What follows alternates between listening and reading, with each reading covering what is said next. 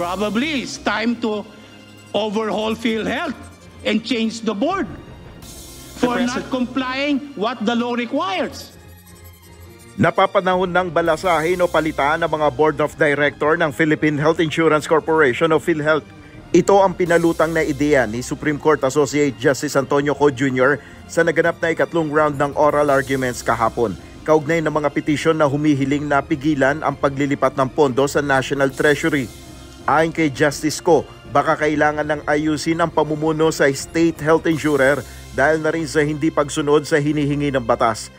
Nais rin ito na maibalik na sa ahensya ang 60 billion pesos na pondo na magagamit niya upang mapalawig ang serbisyo nito at makapag-hire pa ng dagdag na empleyado.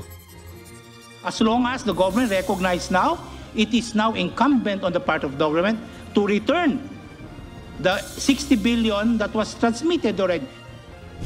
Kaugnay nito, handa naman ang Malacanang na sumunod sakaling maglabas na ng desisyon ng Korte Suprema ukol sa issue ng paglilipat ng pondo ng PhilHealth.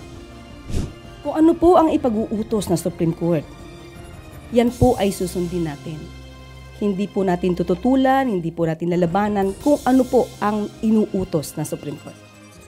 Ito rin ang posisyon ni PhilHealth CEO at President Dr. Edwin Mercado.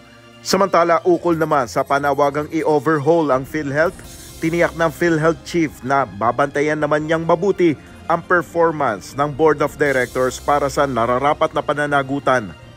Bagamat ganun po, lahat naman po kami dito, maging ako man po, ay ina-assess po ng regularly ang performance at kami nga po ay nagsiset na ng mga metrics kung saan po masusukat namin yung aming pong kontribusyon sa organisasyon. So magiging plataforma po ay dapat po metrics driven at saka po accountability. So moving forward po ay tingin ko po yun din po ang hihingin kong mga patakaran para po sa ating board members.